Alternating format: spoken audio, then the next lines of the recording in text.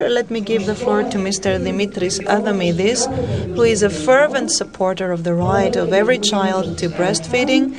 He is the president of the IBFAN Greece. He is director of the University Hospital of Evros. He will be touching upon the code of trafficking of breast milk substitutes. This mother actually is carrying a gun, and the gun is the code of conduct for commercialization of milk formula. Every day we face with hundreds examples. This is one of the posters in the Xanthi Hospital in the north of Greece, where I was director of the pediatric department, which says, eat and sleep. These are some other previous cases that we have also discussed earlier. Now, let's see what the code says. Formula industries, milk formula, which have biberon in the brochures, they create the impression to families and to the medical world that their products are as good as breast milk. Now, let's see why we do that. Well, they try to avoid women having confidence in breast milk. They also try to establish a confidence in the rationality of information conveyed by these industries. Research has shown that mothers who receive brochures, information, and some gifts with milk formula companies, they have a greater tendency to disrupt breastfeeding against other women who are not exposed in such advertisement and, of course, in such gifts. If you saw during my speech, I use substitute of breast milk, because it is important to say and use the appropriate terms. It is not an alien milk, let's say. It is an effort to substitute the breast milk. So the best appropriate term would be industrialized and processed unsuccessful substitute of breast milk. This is a rather long term, that's why we say substitute of breast milk. Breastfeeding demands and should be protected against all these substitutes and all the negative advertisement. So thus, promotion should be banned via a law. We're not talking about selling. Of course, sale cannot be banned, and nobody would ever say that it should be banned. But let's say what we should do is we should ban the promotion and advertisement of such products. It's like the oxygen bottles. Do we need it? Yes, of course, it is needed. There are situations where, of course, milk formula is needed, but this does not mean that all of us should go outside and have a bottle of oxygen in our bag and a mask. It is just in case, if, let's say, there's pollution there, we should use such bottles. So if all other efforts for a mother to be able to breastfeed her child, then only in this case we should actually opt for the substitute of breast milk.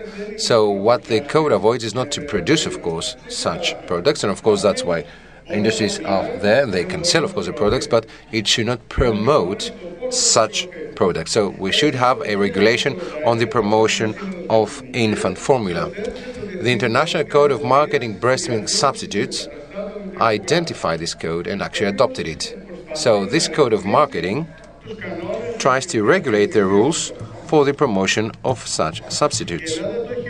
Greece has adopted, of course, this code of marketing through a presidential decree, and the so-called initiative for the Friendly for Babies environment adopts this particular code as its major codification. The international codification is the minimum measure that we should adopt through national legislations. And of course, it should protect breastfeeding and the establishment of the proper use of substitutes of breast milk whenever these are demanded, under, of course, the prerequisite and the condition that there is an adequate information and there is the appropriate promotion and commercialization of such infant formulas. So we needed to, through this codification, to be able to understand how things shall evolve and what kind of decisions a mother will actually decide to do. And it is not a decision that it should be taken by, of course, the milk industry. Now, it should be noted that substitutes of milk and biberon and we should see how all of these things are promoted. So all things need to be regulated in terms of their promotion. So are the 10 steps of code. A, we should avoid promoting such products in hospitals and to the general public, because advertisement conveys a message which needs as an intention to make the client to, of course, opt for the infant formula. And of course, advertisements never say the whole truth, they say part of the truth. If substitutes of milk are to be promoted in hospitals, we see that there is an undermining of the messages for the promotion of course, breastfeeding and, of course, breast milk. Thus, this undermines the confidence of mothers towards her own milk. And, of course, it promotes infant formula, this substitute, as a more adequate solution. Would you actually think the consequences if there was a promotion of a brand of cigarettes in hospital? This could mean that we promote, as health professionals, cigarettes and smoking. Moreover, the distribution of free samples should be banned to mothers and, of course, to pregnant women. This is a very efficient way for women to promote this product. And this, of course, might undermine breastfeeding even more than advertising. It is the most simple solution. Oh, there's a problem. My infant is crying. Well, let me give him some infant formula. As a pediatrician and as director of pediatrics department in the hospital of Xanthi, I remember I had a case where I had a child with an allergy to milk cow, and she was a Roma, the mother who had followed my classes, and she would breastfeed her child. Now, the pediatrician, the day he said that he administered an RX and gave her a box of this infant formula. And then the mother said, well, if the doctor said that I should give that, well, this is a good solution. So she started having this mixed breastfeeding. And then, of course, the child was administered to a hospital, and, of course, he had a severe allergy. This is how the sample works, the sample of infant milk formula. Moreover, it should be banned the free, or let's say at a lower price, distribution of infant formula. These companies do know that this is how they will, of course, augment their sales. That is why they offer to hospitals for free samples, or especially to private clinics. They pay for them to be able to promote this infant formula. So there's, let's say, a certain commission which is delivered to such.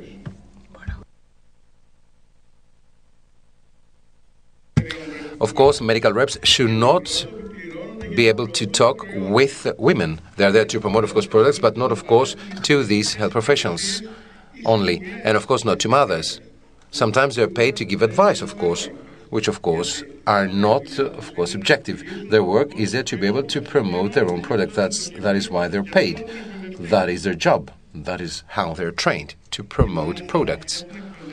And, of course, they are trained against to which person they will actually target you and focus on and talk to. I remember in the area of Thrace, to a Muslim woman, you will not go on and say that during night I should not give Iberon to make the child sleep, because Quran says that it is a disgrace for a woman not to breastfeed, because they're fully convinced that breastfeeding helps the relationship between mother and child.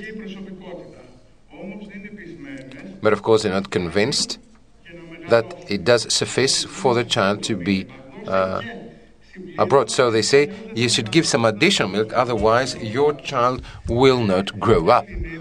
So to a Greek woman, they target in another way. And Greek women want to sleep during. So, well, to avoid losing your sleep, well, you should give some substitute, some infant formula, and then everything's fine. So the advice given, it has to do with the appropriate team of experts. So the brochures focus to women, but there should be some limitations. We should always refer to the supremacy of breast milk in these, of course, brochures. As we said about terminology, and we use the term substitute, there's been a huge battle, international, let's say, fight, not referring to the positive aspects of breast milk or that you reverse the consequences of a certain disease. We should absolutely say that via the substitute, you increase the risk of X disease, because this is always the risk that we should actually promote. We won't actually say that if somebody falls from the third floor, he won't die at the percent of 1%. We say 99% of the cases you will die if you fall from the third floor. So all messages should actually focus on danger. This seems simplistic, but still we should say that there have been battles. Lives are lost. So there was a whole discussion about it in other countries, in Philippines, for example. There were decisions from the Council of State of the country whether we should convey the message through the benefit. And I remember that the lawyer who was responsible for this campaign, he was actually killed. In other words, information for substitute should also refer to information about the total cost of the use of this product. When referring to total cost, I'm not simply referring to the price of the box itself. It has to do with sterilizer and all of these things. So this is the price of milk that they will actually give you to help you alleviate any other pains and, let's say, avoid any other medical problems. So yes, we see that should see how things work in this case. Now, no gifts to personnel. Gifts are a way to promote products. Some of them might still be useful. They might give us, I don't know, a printer, a PC, as, I don't know, a pen, as doctors. If we see the logo of a company, of a message related to the use of substitutes, then yes, in this case, our company has used very well the way to promote things. And there, of course, they might give you a gift in a clinic. If there is no logo in the pediatric department, in the Rethymno, they can offer a PC, but of course, it should not be seen the logo of a company. Whatever you actually see in its contact with mothers should not promote from which company this product emanates, because otherwise we see unconsciously the message that if something is promoted by a company, then yes. Of course, delivering free samples is something which should equally be avoided. So if there is research, yes, we should have a special contract to offer samples. But of course, it should always be accompanied by full information about the protocol. So in other words, who's going to take it, why, etc. So how will you conduct a study to show that the substitute is harmful against breast milk? Somebody should, of course, take substitute. So you should have such information in the contract in order to be able to clarify things, not just about for reasons of experiment. Well, you take X, which exposes you in a disease, and you will take just the best proper breast milk. Now, brochures which are offered to personnel of hospitals should offer only scientific information and very, very concrete information. We do know that these promotional messages are very eloquent and, of course, refer to information which is unclear. A classic trick that they do even in presentations, and even MDs do that, who have received, of course, the slides from the companies. Because I used to say, a similar case to a colleague, well, you receive the slides and you don't start from 0, and you start from 60%. So, well, listen, this is 62, this is 61, but when you start from 60, the difference between 2% is not that high. So if you say it's statistically important, well, yes, there is no statistically important difference. So it is one of the tricks they apply. Photos of babies should be done, this should be banned, that is what the code says, on any brochures of milk subsidy companies. Or they may have a small bear, something that will establish a correlation that is something about an infant and it needs to be protected. So why do they do that? Because they want to correlate the product with the well-being of children. So that is how they see different things. And now we understand that we should promote that breastfeeding is much better and that subsidy should only be utilized upon an order by a doctor. And this is something that was established by the Ministry of Health lately in Greece. But what is your experience? My experience as manager of Alexandroupoli Hospital is not that good. And we say that either the mother should sign and offer her consent after full information. And the second prerequisite is if the doctor believes that it is something that it is important, and he should explain for which reason he consults infant formula. Of course, as the MD cannot do that, he terrifies the doctor, and this is what our doctors did. They used to terrify mothers by saying, well, your child will suffer, he will have, I don't know, so many problems, hypoglycemia and spasms, so sign the paper. And she signs the document as if it was her own choice. Who's going to check that? Well, this is something to be discussed later on. So what happens with other products? Because we know that there are other issues that we need to understand. Well, of course, I believe things should be clear on that. What are the actions that the medical staff should do for the application of the Code of Marketing? A. They should not, of course, receive gifts or money from companies who create and promote milk subsidies. In this, you cannot, of course, go to a conference, for example, and be paid by the industry.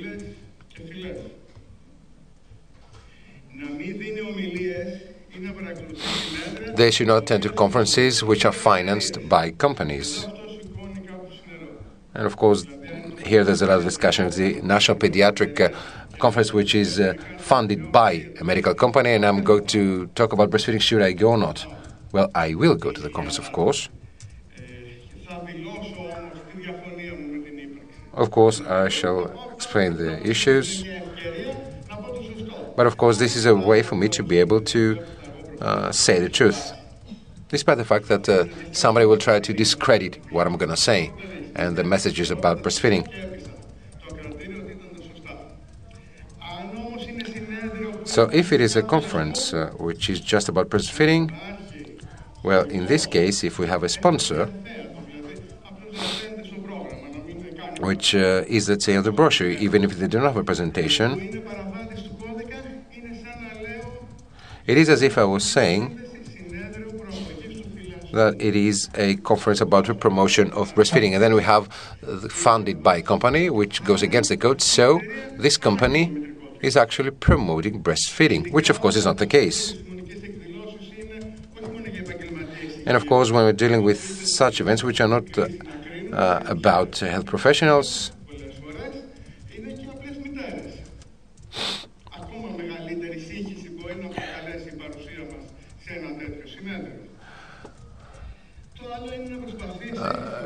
Another thing that we should actually do,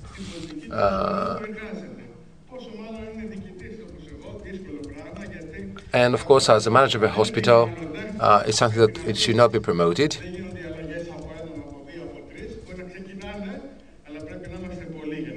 And we should have quite some people to do that. Now, people who do that, and people in pediatric departments, and we should work together. And of course, we should promote breastfeeding in hospitals. That's what we should do. Now, the best way to be able to limit or to promote such products is to have, of course, finally a legislation in Greece. This is one of our demands. But of course, once again, it says, who is going to say that the law is going to be applied? We have quite some laws in Greece, but are not applied. So it is the personnel who should play an important role to face off even industry. Now, the code is our weapon.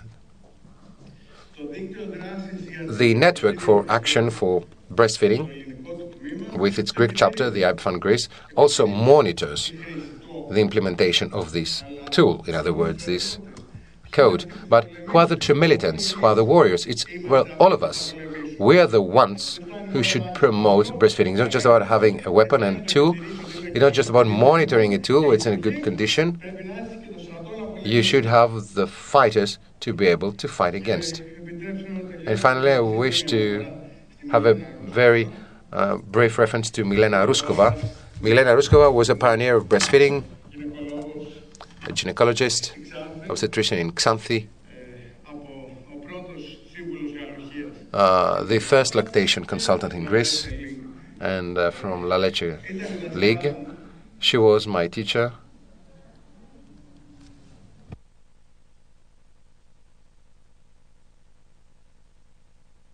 Because when I finished my medical studies, very few things we learn about breastfeeding. I had Professor Nicholas Matsatsiotis who said breastfeeding is good, but how I should help the mother, I had absolutely no idea. I just knew that breastfeeding is good, but how am I going to succeed? I didn't have any tools. So when I started working as pediatrician in Xanthi, Milena called me and said, "Dear colleague, do you want to start a movement about the promotion of breastfeeding and make an event?" And I said, yes, why not? And she had a unique capacity. She didn't give any directives. As Ms. Kapsali said earlier, she would give you the incentives. She said, well, listen, read this publication, read this paper, read this book. She was, and now she had a health problem and she died, unfortunately, 4 years ago. She said, oh, Dimitris, unfortunately, I cannot go to the International Conference of Breastfeeding. Would you like to attend the conference? This is how she worked. And this is how Milena, she would help me understand the importance of breastfeeding. As the saying goes, and I will finish my speech with that, there are three roads in difficulties. The road of the carrot, the road of the coffee. And you want to be harsh as a carrot, and when you're in a difficult situation in the night, you become more fragile in the night. You want the road of the egg, that you're really fragile, but in difficult situation, you become hard to sustain the pain, or you want to be a coffee, that with cocoa bean, you change the whole thing. This is what Milena was. Thank you.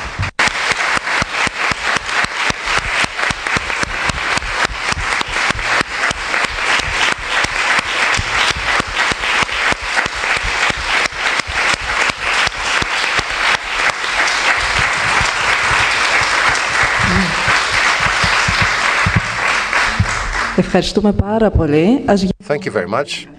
So let's all become coffee beans, and there are a few minutes for questions you might have.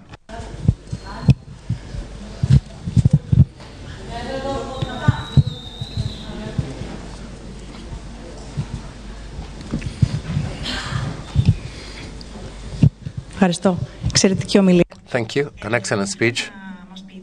Would you be able to explain to us whether a healthcare professional or a mother who sees such an advertisement, where we should refer to? So they can do to IBFA. You should visit our website. You should send an email and explain what the case is all about. So IBFAN is, let's say, the advocate of the healthcare professional or the mother who sees and oversees such cases.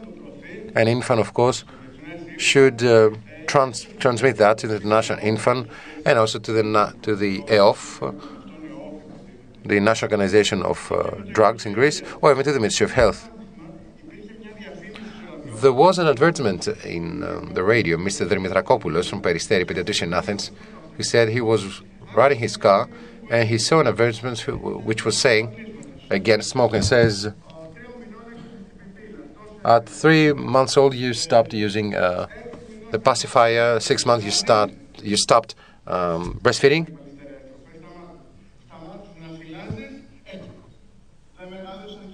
Isn't it a good moment to stop smoking? So indirectly, the message from the Ministry of Health was against breastfeeding. So they were saying that breastfeeding was something bad. As we stopped breastfeeding, we should stop smoking. So he called the Ministry of Health and we found out who was the promoter, and the advertisement was stopped. And of course, that was easy, of course, because it was from the Ministry of Health. But of course, if it is a major company, well, things are much more difficult.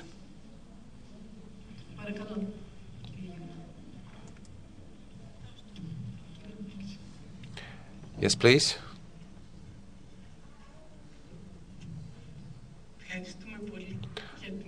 Thank you very much for your speech. As Dimitris made an intervention about the informed consent and the signature, let me say something as member of the Breastfeeding Association that we did this effort. Of course, this is something minimal to have the signature of mother, but it is still something. Because prior to that, every pediatrician could actually go in and say that, well, just give the milk substitute. And they could actually give it even without informing her. So now things are different.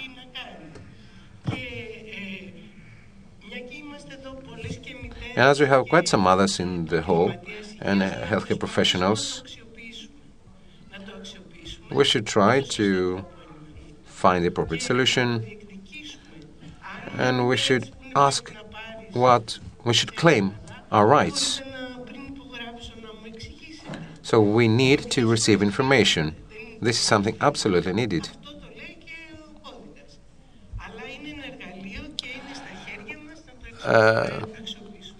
And this is something we should work upon.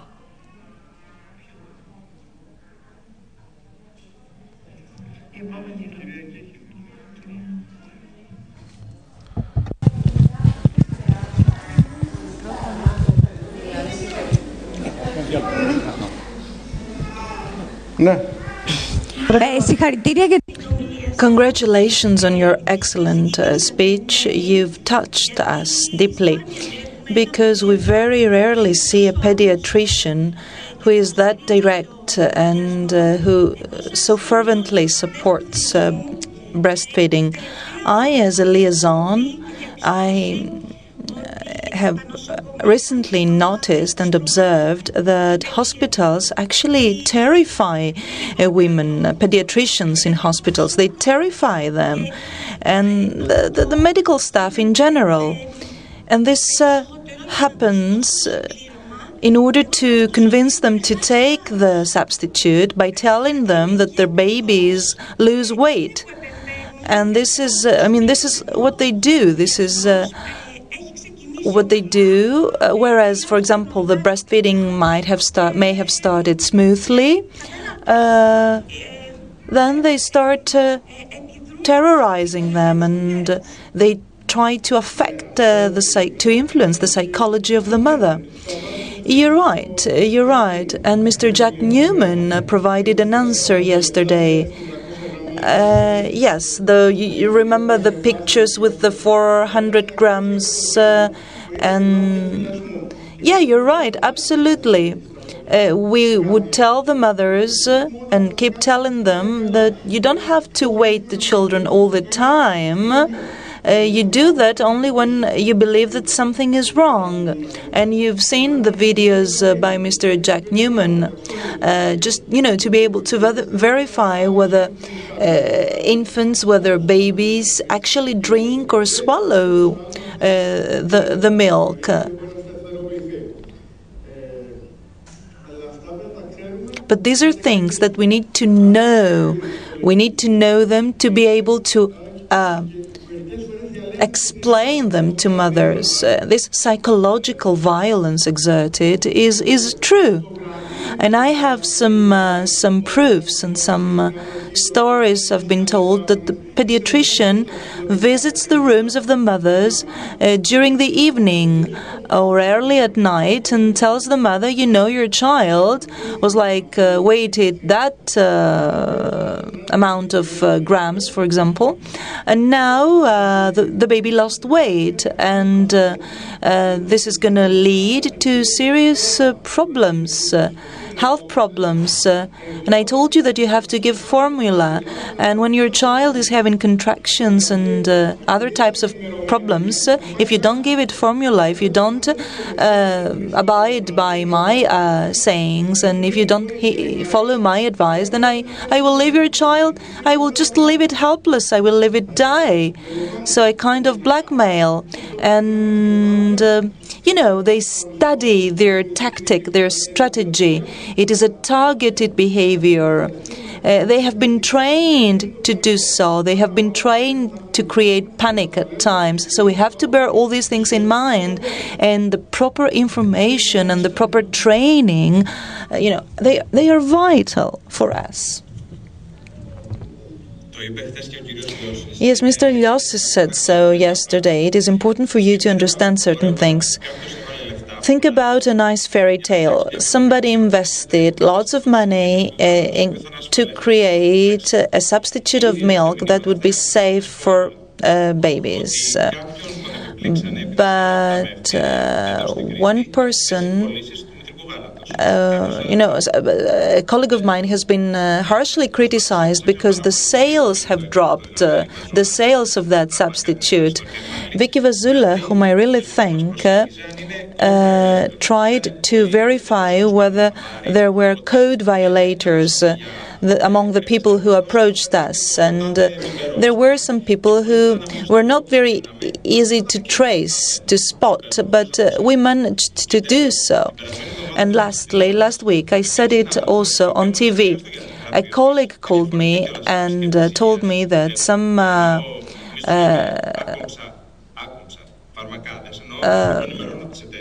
representatives went to their office and told her that the conference on lactation and breastfeeding had been cancelled. And this is a serious thing. They call us the lactation jihad, the breastfeeding jihad. There is a shop here selling soothers and bottles, and they approached us, but we decided that we couldn't compromise because we can't allow certain people to promote their policies and strategies. We can't play their game. Anyway, that's the important thing to understand. Every company producing substitutes loses 6 million euros for every child that breastfeeds. So you do understand the amount of money at stake. And you'll say,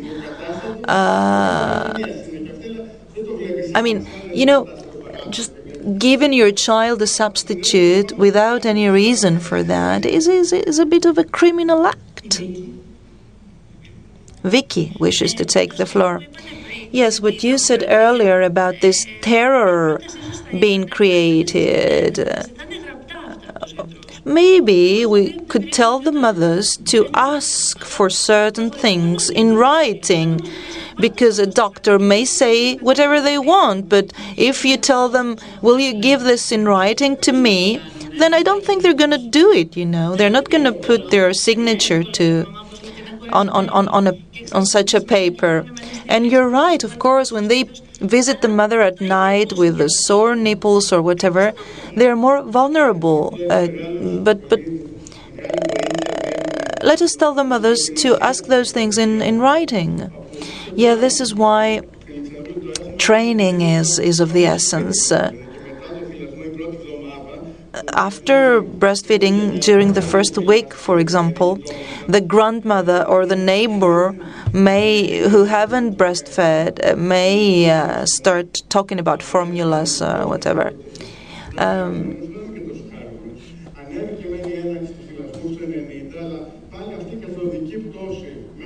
Lactation is a very subtle issue. There is only 2% of exclusive breastfeeding up to 6 months of age, and this is indeed a tragic number. So important steps are being taken, but there is still a long way to go. Midwives visit the mothers at home during the first 15 days after the birth, and this is something that really helps. Midwives who are lactation consultants or liaisons, and it's important to receive information before birth, because after birth the emotional brain takes over. You're not that able to organize things anymore. So you should receive all necessary information during pregnancy, before birth. And at a certain point, the whole system will need to change, and we will need to be able to convey the right messages also at school, at the universities.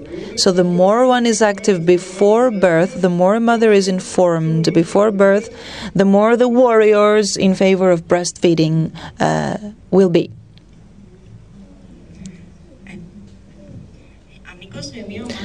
I belong to a Facebook group which supports breastfeeding.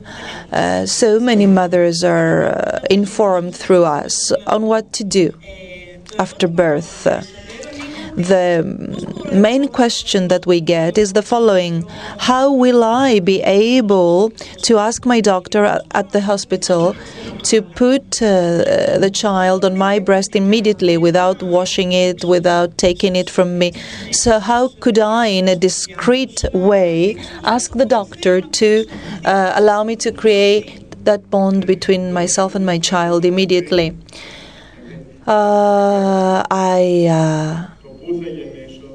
This is, women should be able to choose where to give birth, to choose the right place and the right people, and to convey their messages before birth.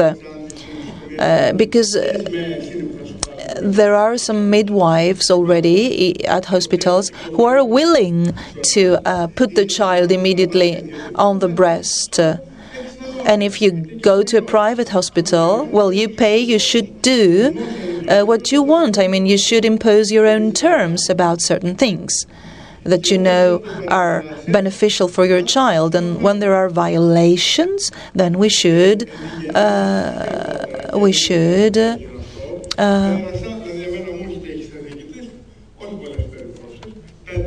condemn them, and we should voice them, because such things happen all the time. And, kindness is a good thing. Once I had to talk to a colleague who did something that was not right, and I called him and I politely told him, colleague, you should read this and that, because this is not the right thing to do, and so on and so forth. And there was another colleague who spoke about hypoglycemia issues to the mother. Anyway, I found the literature. I wrote a formal letter to the doctor, and I told him, "Dear colleague, the tactic that you followed about that child and the things that you told the mother are totally wrong, and please kindly refrain from repeating them." Did he comply? He complied for a certain period of time, but then I had to get back to him and try to convince him to comply again and again. But anyway, he did comply, yes. I'd like to add something with reference to consensus given to the mother. I work in a private clinic, and every time there is the wish of the mother to give formula to the child, we ask the mother to sign for that, and we are obliged to inform the mother about the risks entailed in giving formula. However, such risks are presented in a different way by me and in a different way by my colleague who just wishes to work her 8 hours and go back home. So the risks should be included in the form signed by the mother, so the mother will be able to also go through them and read them while signing the actual paper, because some risks may not be conveyed appropriately. Yeah, this is a proposal, an interesting proposal. However, physical presence and communication and contact are always more important and powerful in delivering a message. For those of you who do not know me, I am a pediatrician. I have my private office. I have been doing so for more than 25 years. There are mothers among us here. And you spoke about the colleague. Even if I assume that he was being medical at the time, that he was providing medical advice, his behavior was unacceptable as a human being, to visit the mother at night and try to terrorize her. I see what happens in the various clinics, and we keep talking about things, and we have taken some steps forward, but only in theory.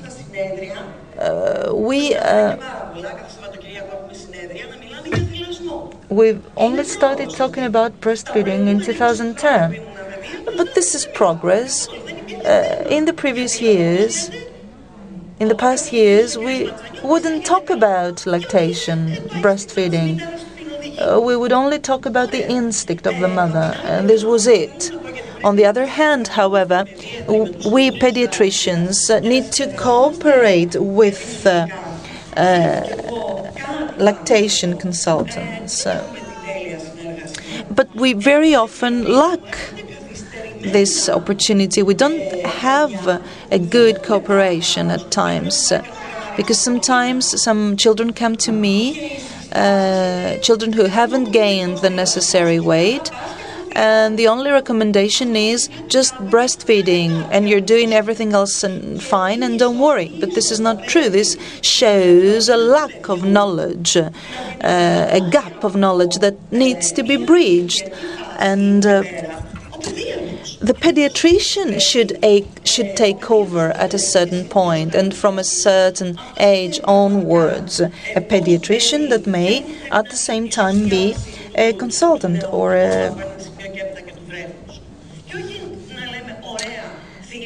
and not just say, okay, you breastfeed, that's the best thing to do, and you should do like that. You should go on like that. There is nothing else to do.